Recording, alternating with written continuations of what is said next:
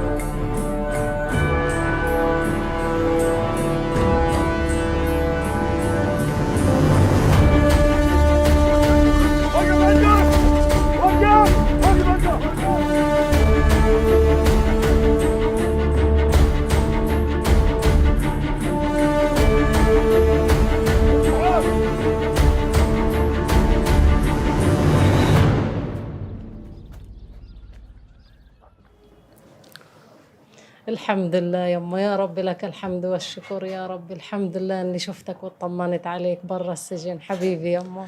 الحمد لله يما. المهم انت كيف؟ انا الحمد لله، انا لما شفتك راح التعب والشقى والله الحمد لله. المهم انت كيف حالك؟ ايش اخبارك؟ كيف الشباب اللي معاك؟ طمني عنكم. الحمد لله يما، ربنا سترها معانا طول ما احنا ماشيين برضا الله، مش خايفين من اشي. اكيد. الله يحميكم ويحفظكم يا رب. يا رب. عارف يا سراج، كنت أعد الأيام والساعات دقيقة بدقيقة عشان نقعد هالقعدة هذه وأشوفك يا حبيبي. الحمد لله يما. المهم يما بدي منك تدير بالك على حالك، أمانة عليك دير بالك على حالك. هالأيام ولاد الحرام كتروا، الله يعافينا يا رب. الله الحافظ يما، ما حدش بيقدر يقدم عمره ولا دقيقة. أكيد يما، الله يحماكم يا رب، بس برضه بدي إياك تكون منتبه على حالك وتدير بالك أكتر. ولا أنت يهمك عارف يا حبيبي. ولا يهمك، تقلقيش. إن شاء الله خير يا حبيبي. يما، أبويا وين دفنته؟ آخ يما، الله يرحمه، دفناه جنب قبر سيدك. آخ يا سراج، لو تعرف قديش كان نفسه يشوفك، كان مشتاق لك وبده يحضنك، وبتمنى كان يشوفك برا السجن مسكين. الله اللي بيعلم قديش كنت مشتاق له، كان نفسي أحضنه وأرتمي تحت رجليه، بس قضاء الله. يشهد الله يما إني مآمن بقضاء الله وقدره. الحمد لله.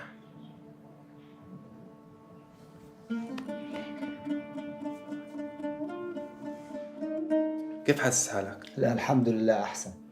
طب يلا يا بطل، بديك تشيل هاد وتحركها بشكل طبيعي. ايوه، اطلع لك فوق شوي، اطلع فوق شوي، حاول تنزل على مهلك، تضغطش حالك، اطلع كمان. ايوه، اتحمل، نزل كمان شوي. ما شاء الله عليك، لا هيك انت احسن، امورك تمام صارت هيك. الفضل لله عز وجل، لإلك ولمصعب والله ما قصرتوا يا شباب. الفضل لله، احنا هنا مجرد سبب بس. هي مصعب بكون وصل. الله يحماه، شاب نشيط وجدع. شو ما شاء الله، بشوف البطل صار تمام. الحمد لله على كل حال. طمني يا مصعب، شو صار معك؟ تكلكش يا صاحبي، كل الامور تمام، وهي قطعة سلاح والبقية امنتهم في مكان. الله ينور عليك يا مصعب، عن جد اخبارك دايما حلوه. عقبال عرسك يا صاحبي. العروسه وصلت ومهرها دمي. طيب أنا بناوي بالليل، قوموا رايحوا حالكم.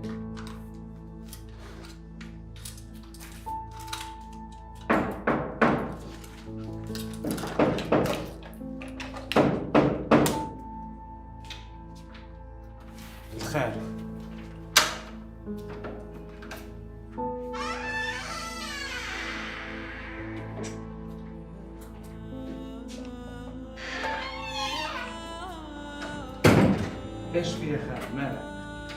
مش عارف ايش اقول. احكي ايش في؟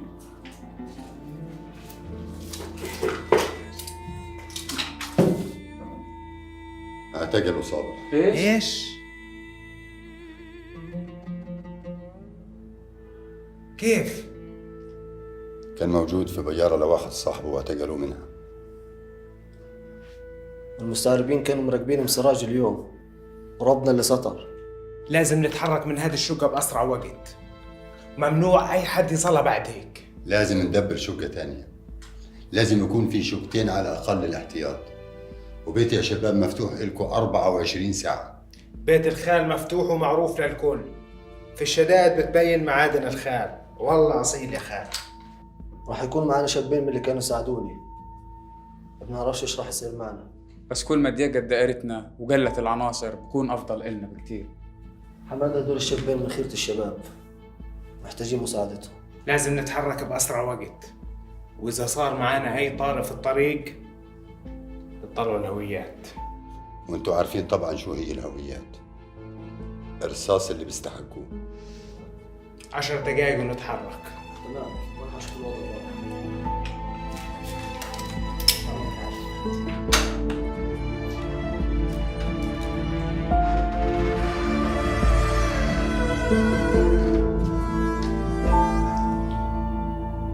شو يا شيخ؟ كيف شايف السجن؟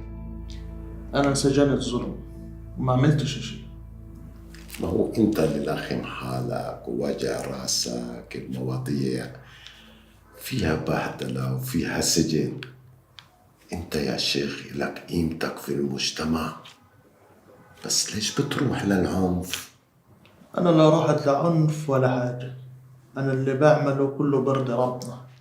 شوف يا شيخ، أنت ممكن تحفظ قرآن، تصلي، تصوم، تعبد ربنا كيف ما بدك ووقت ما بدك، واللي أكتر من هيك ممكن تكون مسؤول الشؤون الدينية في الإدارة المدنية. وهذا المكان أنا شايفه بليق لك يا شيخ. وش بدي استفيد من وراء هذا؟ راتب ومكانة اجتماعية، وعلى الأقل بتضمن ما يضايقك. الله والغنى عنه، أنا هيك مرتاح.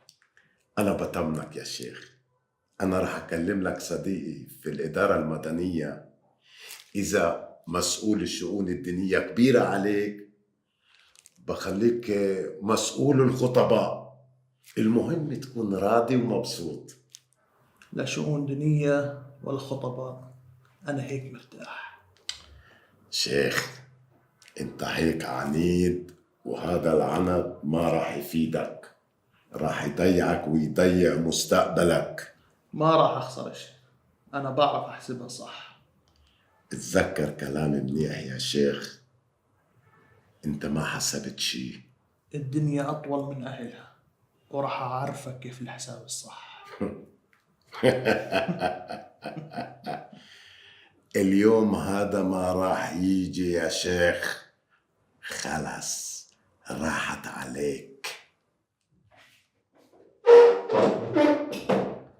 حيجي وذاكرك. وأنا بقول لك مش راح يجي، راحت عليك يا شيخ. بنشوف.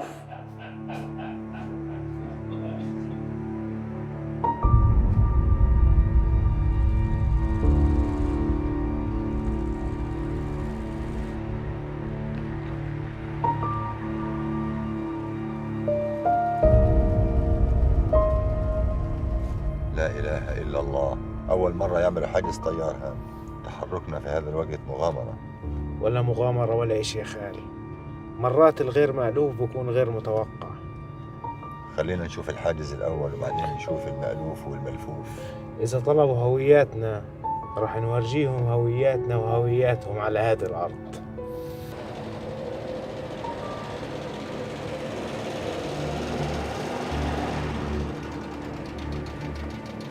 وين رايح؟ رايحين على الكابوتس نجيب خضرة وننزلها على السوق. تفكيش.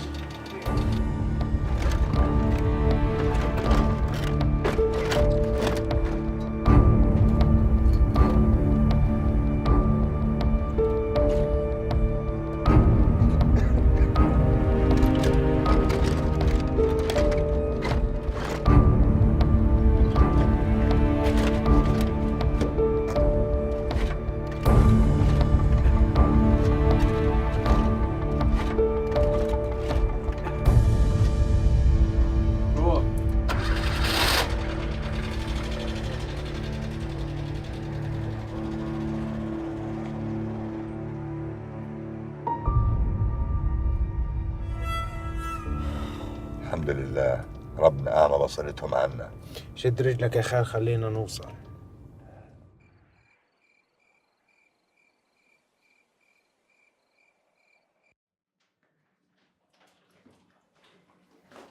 هي القهوة أشربها مع بنتي. يا رب. وين سرحانة يا دكتورة؟ لا سرحانة ولا شيء. هو مش سرحان، هو أسامة. الله يسامحك يا حجة، بس انتي عارفة الدنيا فيها كتير. الله يوفقك يما ويرضى عليكي يا رب. طول ما انتي جنبي وأنا دايما موفقة. الله يرضى عليكي يا بنيتي. اشربي يما، اشربي قهوة. كيف أسامة؟ إيش صار بالتجهيزات؟ الحمد لله منيح، هي بشطب بالشقة، خلال هاليومين راح نروح نشوفها. الله يسهل الأمور يا رب. اسمعي يا بنيتي، احكي له إذا بخس عليه فلوس، هي أبوك وأخوتك ما بيقصروا. والله فيهم الخير ما بيأسروا، بس انتي عارفة أسامة صعب من ناحية هالموضوع، بده يجهز كل إشي بنفسه. شاب جدع وطموح، الله يرضى عليه. والله يما معزته صارت من معزة إخوتك. طبعا، ولا بزعل؟ هي كله اللي زعلك يا حلو انت. طيب يا حبيبتي، بدي اخليك تكملي شغلك وانا بدي اروح اخلص شغل البيت. ماشي، انا هيني بدي اشطب والحق. يلا الله يرضى عليك يا بنيتي يا رب.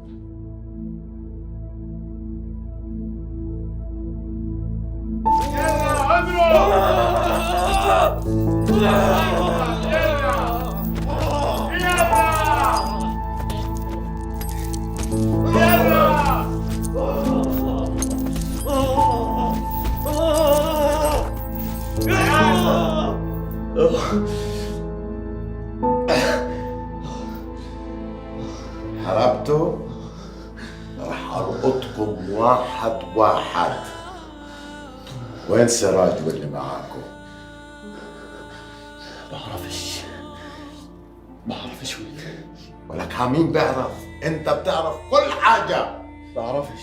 بدك تقول وين رحتوا، وين هربتوا، وين نزلتوا، ومع مين قعدتوا، وشو خططتوا.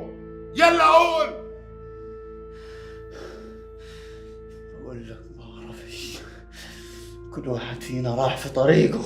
ها، هذا الكلام بتقوله لواحد من الشارع، مش تقوله إلي. بدك تقول كل حاجة غصب عنك. بدي أشوف قديش بدك تصمت يا بطل. ولك قول يا كلب. خيال.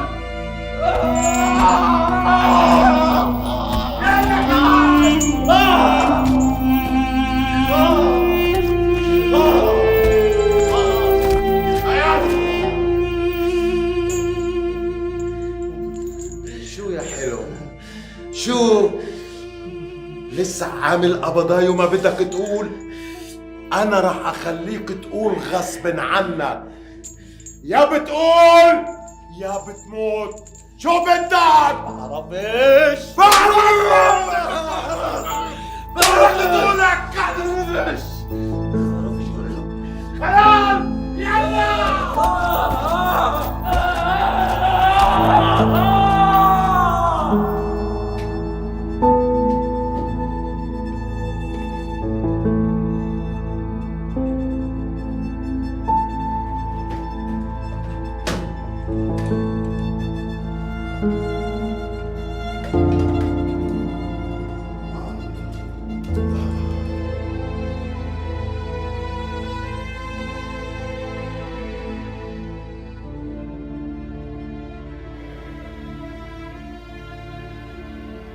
شو العمل هالوقت يا شباب؟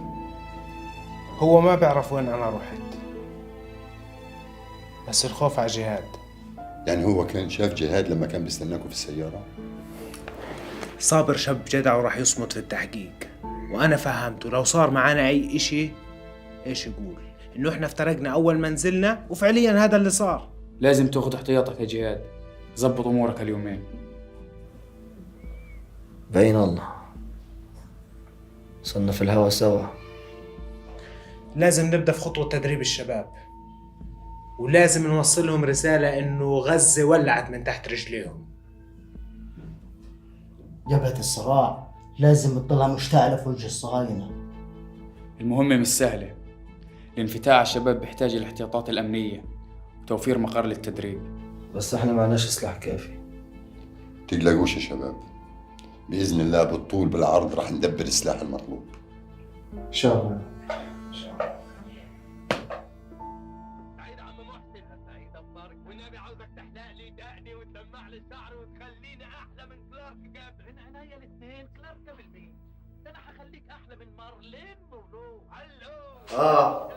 كيف الشياكة يا حاجة؟ ما شاء الله عنك يما، يحميك الله. عريس؟ عريس وسيد العرسان كمان. الله يجبر بخاطرك يا حاجة زي ما بتجبر بخاطري. الله يسعدك يا ايش يا فاطمة؟ كيف الشياكة؟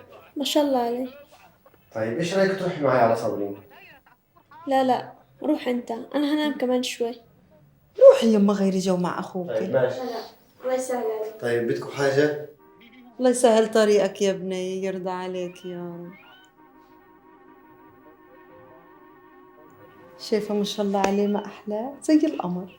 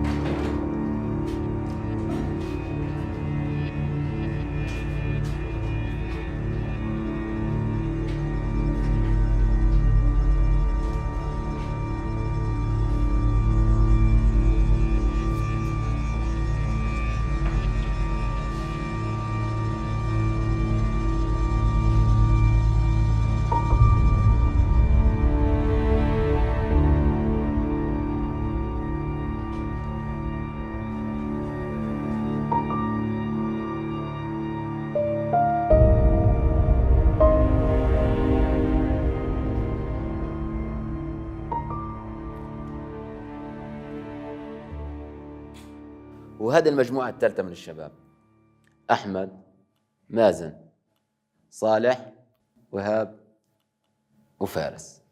طبعا فارس من الشباب الجدع اللي أجى على البلاد عشان يلتحق في صفوف المقاومة. ما شاء الله عنكم كلكم يا شباب. طبعا يا شباب انتوا كلكم أمانة في رقبتنا. أكيد شباب، انتوا اللي راح تكونوا اللعنة اللي راح تطارد الاحتلال. وخلوا بالكم يا شباب، انتوا اليوم تعديتوا مرحلة الإعداد، والمرحلة الجاية راح تكون مرحلة التدريب العسكري حتى تقدروا تواجهوا الاحتلال وتدحروه من بلادنا. إن شاء الله. وإحنا قدها. وعشان ننتقل للمرحلة العسكرية مش بالأمر السهل، ولازم تتخطى اختبارات كتيرة. تمام. وبهيك يا شباب نكون نهينا لقائنا الأول. إن شاء الله راح نتواصل معكم بخصوص اللقاء الجاي مشان نحدد المكان والزمان. بإمكانكم تغادروا، ويا ريت ما حدش يحس عليكم. يعطيكم العافية.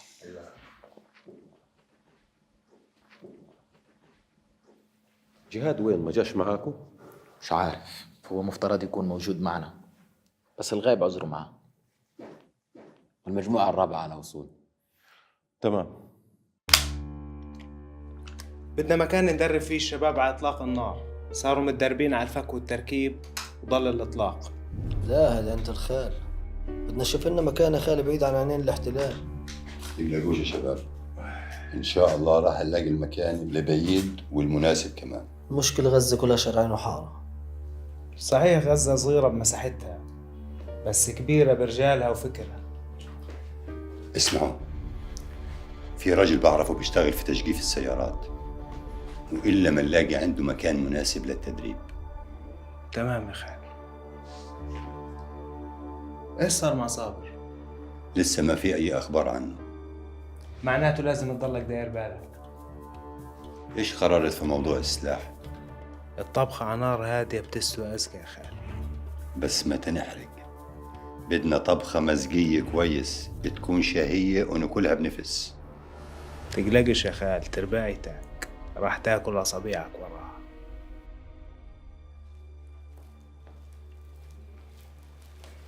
أهلا وسهلا. أهلا بيكي، منورة. عارفة راح أعمل فرح أخلي الكل يحكي عنه، بكرة بتشوفي المعازيم كيف.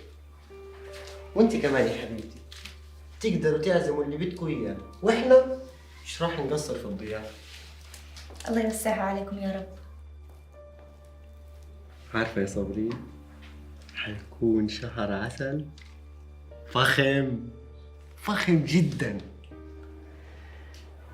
أنا بفكر نسافر دول أوروبا، نروح أسبانيا، فرنسا، إيطاليا. ولا أنت في بالك دولة معينة حابة تروح عليها؟ وين ما بدك مش مهم، المهم أكون معك. تعرف يا صابرين، على الجملة هذه بس راح أعيشك حياة وحعيشك مستقبل من أجمل ما يكون. راح تكوني سعيدة، سعيدة جدا جدا جدا. اتفضل عصير. عصير، يا سلام على العصير. يسلم. تفضلي.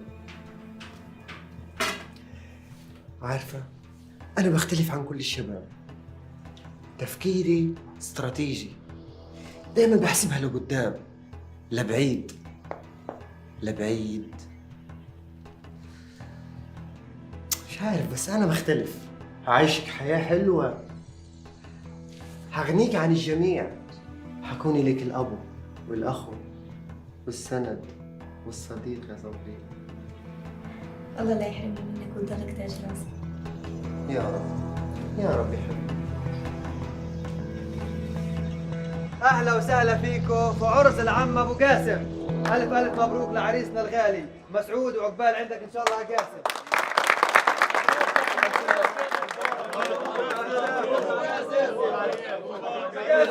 يا علي يا مسعود، وقفت اقول لك رايح على القرب وبلادك احسن لك، خايف يا زالي بتروح وتتملك، عاشر الخير وتنساني انا ويا زالي بطول. وقفت اقول لك رايح على القرب وبلادك احسن لك، خايف يا زالي بتروح وتتملك، والعاشر الخير وتنساني انا ويا زالي بطول. يا ابو ست اخوك يا اللي راضي في دهر امك وابوك، يا زالي بطول يوم الغرابوك، العرس شاب وصالح حب.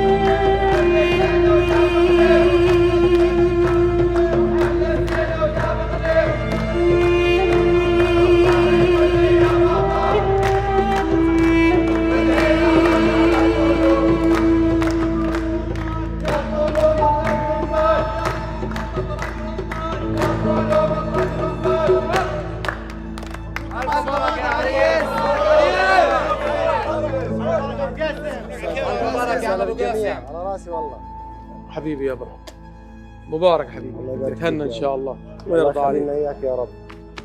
الف مبارك. الله يبارك فيك يا حبيبي. الله يديمك لنا ويخليك تاج على راسنا. حبيبي عم ابو جميل، ألف مبروك يا باشا. الله يبارك فيك يا عم. دير بالك عليها يا عم. ها حاضر ولا ربنا يفرحكوا ويهنيكوا يا رب. تنتين والله. مبروك يا حبيبي. اخوي حبيبي ألف مبارك. الله يبارك فيك يا باشا. عقبال عندك ابو نزام. ان شاء الله. الوارث صديقنا حسن القلب ونعم الوارث. اهلا وسهلا فيكم جميعا، مشكورين كثير يا عم.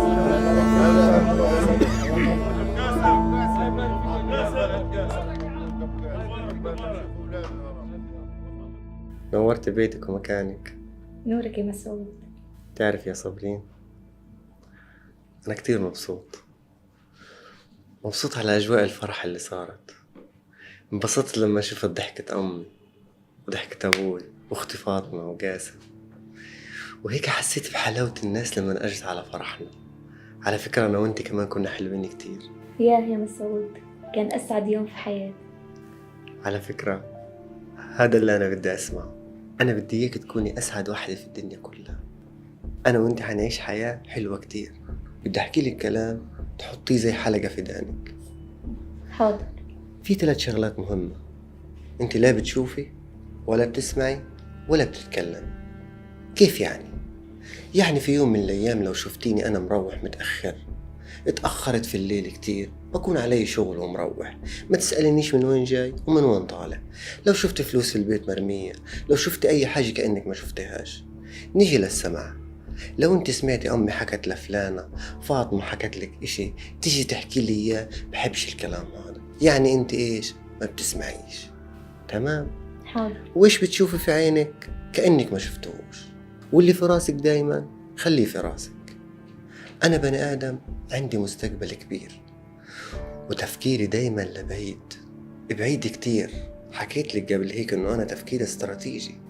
في الحياة هذه إلي أهداف كتير، وإنتي أول هدف. يا حبيبتي يا صبري. فيكتور شو صار مع صابر؟ ولا شيء، عنيد بس اطمن، في الآخر راح يقول كل شيء. فيكتور فيش وقت، لازم نسرع. شو بده يتحمل؟ يوم 2 3 في الآخر راح يقول كل شيء. أنا اللي متابع ملفه بنفسي. فيكتور طيب حسن، التحقيقات اللي مشيت فيها شو شايف وجهة النظر؟ شو وجهة نظرك انت؟ بقول انه مش هو اللي قص الحديد، ومش هو اللي دخل المنشار، وما بعرف مين اللي دخله. وبقول لما انهربوا كل واحد راح لحاله وما حدا بيعرف عن التاني شيء. هذا كلام بتصدق فيكتور؟ بالمنطق فهمني اياها. انا كمان مش مصدقه زيك، بس راح اضلني وراه وين بده يروح لما يقول كل شيء بيعرفه. فيكتور انا بثق فيك ثقة عمياء.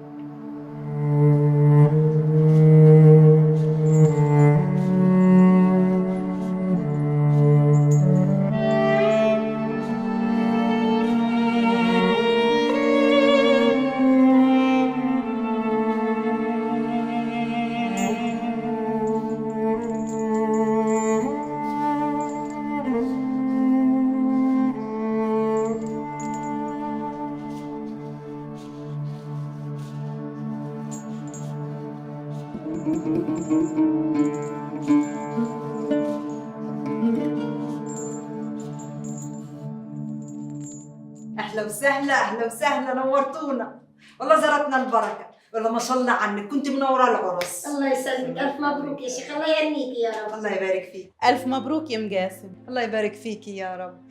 مبروك يا عروسه. الله يبارك فيك يا خالتي. مبروك يا مقاسم، الف مبروك، الله يهنيكم يا رب. الله يبارك فيكي يا رب ويسعدك. مبروك يا صابرين، مبروك يا خالتي حبيبتي، مبروك. الله يبارك فيك يا خالتي. ألف مبروك، ما شاء الله عليها عروستكم، ما شاء الله. الله يبارك فيكي هيك يا رب، عقبال عندكم. ألف مبروك يا صابرين. الله يبارك فيك يا رب. عقبال فرحتنا فيك يا ست فاطمة حبيبتي، قومتك بالسلامة يا رب. ان شاء الله يا رب. اهلا وسهلا بضيوفنا. قومي يا عمتي، قومي من تلكم. حاضر يا عمتي. يا رب ما شاء الله عليك.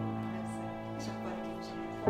والله الحمد لله، سلموني. ايش اخبارك؟ صح والله نعمه.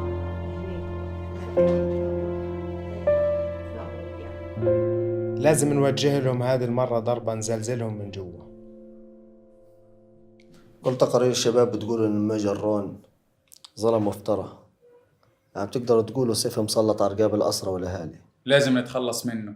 صحيح مستحيل، بس لازم نعمل المستحيل. لما نخطط صح وناخذ بالأسباب ونتوكل على الله ما فيش مستحيل. تركيز الرصد هذه المرة راح يكون على مقر الحاكم العسكري في غزة، وتحديدا طلعات ونزلات ومواعيد الميجر رون. خلينا نشوف ايش بده يصير معنا في الرصد، وبعدها ان شاء الله بنرسم الخطة. بس على اتفاقنا يا شباب. اتفاق ايش؟ المرة هذه الرصد عليك انت وسراج، بس التنفيذ علي انا وحمادة. ولا يهمك، على اتفاقنا.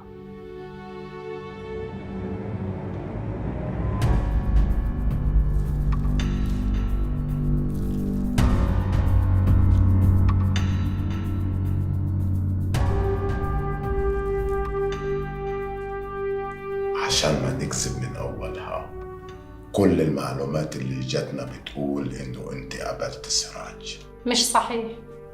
عشان ما نستعمل معاك أساليب تانية لازم تقولي وين سراج. ما دامكم عارفين اني شفته وقابلته، ليش جايبيني هنا وبتسألوني؟ أنا اللي بسألك مش أنت اللي تسألي. وانا اللي عندي حكيته. أنت بتعرف بجرة قلم بخليك تعفني في السجن. السجن ولا القصر، انا كمان نفسي اعرف ابني وين واطمن عليه. راح تطمن عليه، بس في القبر الظاهر راسك يابسة زي ابنك. وأنا بعرف كيف أكسر لك راسك. حسبنا الله ونعم الوكيل.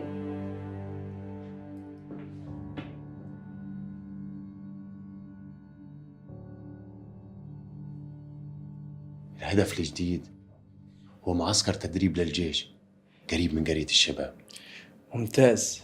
الصيد كبير، والكبير بده شغل كبير وكتير. احنا جاهزين ومستعدين 100%. محتاجين الرصد كتير. كل ما كانت المعلومات دقيقة كل ما نجحنا في وضع الخطة المناسبة. بس بدنا خطة لدخول وخروج الشباب يكون بشكل آمن. راح نحدد كل النقاط بعد الرصد. بس يترتب الوضع وتوضح كل الأمور، راح أنزل أنا وياك على أرض الواقع ونحدد الهدف بعيننا. ما قلقش عليك يا مؤمن. ايش صار معك؟ أبشر يا صاحبي. وهي الرسالة هذه اجت من الشباب من الضفة.